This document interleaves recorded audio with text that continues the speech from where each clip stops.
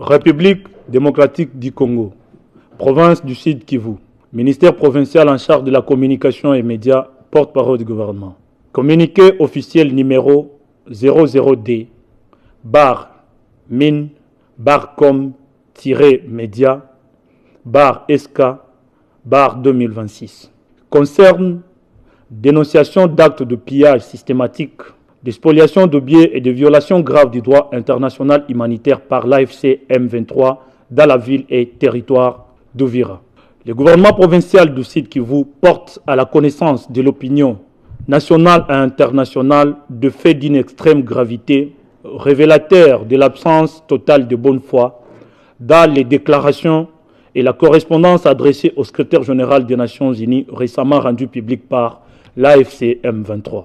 Contrairement aux engagements et à la rhétorique contenue dans la dite correspondance du 15 janvier 2026, il est établi qu'à la date même de sa signature, l'AFC M23 organisait et exécutait des opérations de pillage systématique coordonnées dans la ville d'Uvira et ses environs, démontrant ainsi un mépris manifeste envers les principes du droit international humanitaire et des droits humains. Par ce communiqué, le gouvernement provincial du Sud Kivu confirme notamment que 49 camions de marque Wowo et 113 camions bennes de 6 mètres cubes ont quitté la ville de Bukavu sous le faux prétexte du transport de militaires retirés de la ville d'Uvira vers la plaine de la Ruzizi. Ces convois ont servi en réalité au transport illicite de biens appartenant à l'État congolais et à des particuliers acheminés directement vers la République du Rwanda. Dans la nuit du 15 janvier 2026, alors que le président de la République, chef de l'État, son Excellence Félix-Antoine Tshisekedi Tshilombo, avait engagé des efforts de reconstruction des infrastructures routières, des matériaux de construction entreposés dans la ville d'Uvira, au site de Kabimba, ont été chargés de force dans des camions appartenant aux rebelles de l'AFC M23. 34 camions de marque Wowo chargés de 2700 tonnes de goudron ont été transportés en direction du Rwanda.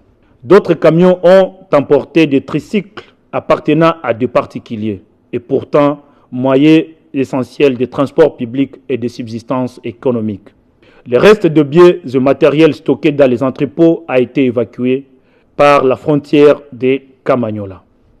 Des vaches et du bétail regroupés dans les hauts et moyens plateaux sont conduits vers Bouéguera pour une destination inconnue, privant ainsi les populations de leurs moyens de subsistance.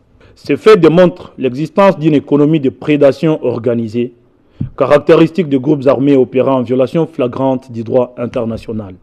Ces actes constituent de violations graves, notamment de l'article 33 de la 4e Convention de Genève interdisant le pillage, de l'article 52 du protocole additionnel 1 protégeant les biens à caractère civil, de l'article 8 du statut de Rome de la Cour pénale internationale qualifiant le pillage de crime de guerre, des instruments juridiques internationaux relatifs à la protection du droit de propriété et du pacte international relatif aux droits économiques, sociaux et culturels.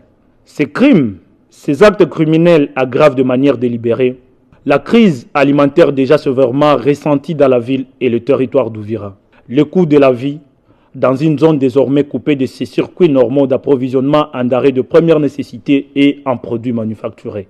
La vulnérabilité d'une population vivant essentiellement de l'agriculture et de l'élevage, aujourd'hui empêchée d'accéder à ses chats et privée de son cheptel. Bref, il s'agit d'une punition collective strictement interdite par le droit international humanitaire. Le gouvernement provincial du Sud Kivu considère que la destruction systématique de moyens de subsistance, le pillage massif, la spoliation économique et l'asphyxie alimentaire volontaire constituent une stratégie criminelle planifiée, susceptible de qualification en crime de guerre et crime contre l'humanité. Ces actes s'inscrivent dans une logique de destruction indirecte de populations civiles, ce qui conduit sérieusement vers un processus de génocide préparé sous d'autres formes, à travers la famine, la paupérisation extrême et la dépossession généralisée. Face à cette réalité, le gouvernement provincial du Sud Kivu condamne avec la plus grande fermeté ces actes criminels. Il appelle la communauté internationale, les Nations Unies, l'Union africaine, la Cour pénale internationale et les organisations de défense des droits humains à documenter ce fait et à engager sans délai des poursuites contre les auteurs, les co-auteurs et les complices. Le gouvernement provincial du Sud Kivu réaffirme la volonté et l'engagement du président de la République, chef de l'État, son Excellence Félix-Antoine Tshisekedi Tshilombo, à protéger les populations civiles et à défendre l'intégrité territoriale de la République démocratique du Congo.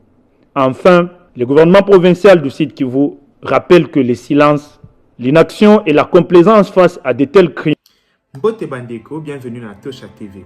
Bandeko, tozali ko lancer campagne oyo tobengi na Tosha promotion.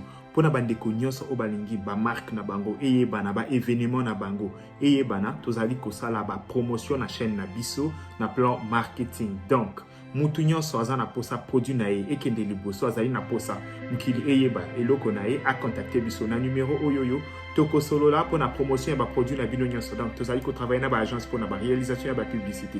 Tozali ko travailler na ko propulser ba produit na nyonso bo contacter biso so bozi biso na numéro na biso te beaucoup peut ko contacter biso na adresse mail na biso ezali wana topé na ba réseaux sociaux oyo nyonso boyebi po avec Tosha TV produit na bino ekoyebana.